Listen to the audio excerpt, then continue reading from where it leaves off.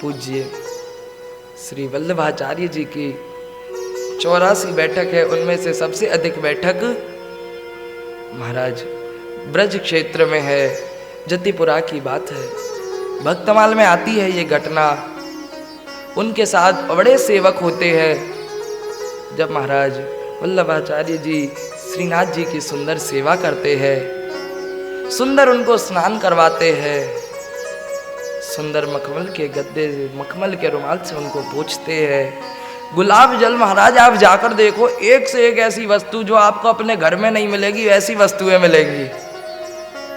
बिल्कुल ऐसी इत्र जो कितने दूर दूर तक महकता है। ऐसे सुंदर श्रीनाथ जी का लाड चाव से सेवा होती है, श्रृंगार होता है। बाल कृष्ण लाल की सुंदर सेवा होती है, बड़ी धूमधाम से सेवा करते थे। उनके जो सेवक थे, कई लोग बाहर से इत्र भेजवाते, बाहर से गुलाब जल भेजवाते, कोई बाहर से रुमाल भेजवाते। तो एक सेवक के मन में आया, क्यों ना मैं भी गुलाब जल भेजवाऊं। पर महाराज उसके पास धन होता तो क्या वो सेवा करता वहां बैठ के?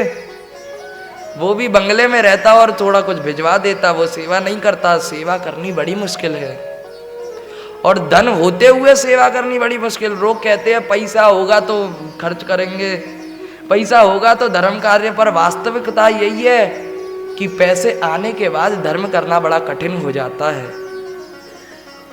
जब तक धन नहीं होता तब तक तो ये विचार रहता है, पर धन आने के बाद ये बड़ा कठिन हो जाता है, क्योंकि माया ही ऐसी है, भगवान के तरफ नहीं जाने देती।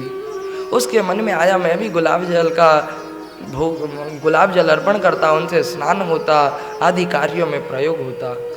बेचारा आया है, जो खाली गुलाब जल की शीशी थी वही उठाकर ले आया। क्या करे, कुछ नहीं था, जल भरा है उसमें, और गुलाब की जो मालाएं चढ़ती थी, 2-4 पंखुड़ी गुलाब की पत्ती उस जल में डाल दी।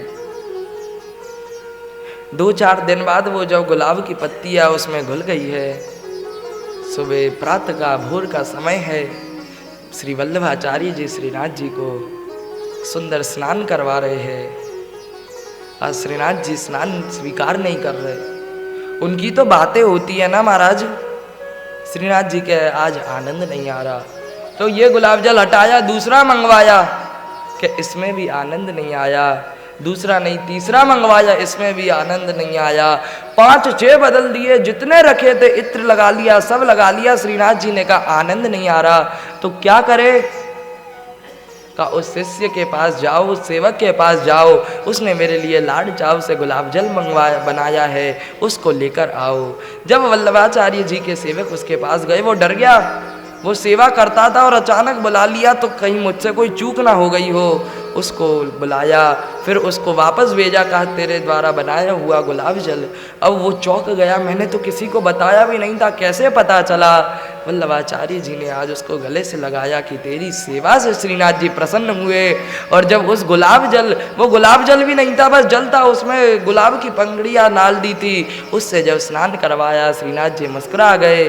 और आज उस भक्त को वल्लभाचार्य जी ने गले से लगाया और सभी शिष्यों को बताया कि सेवा में मन होना चाहिए, सेवा में भाव होना चाहिए, तो वो अवश्य स्वीकार करते हैं।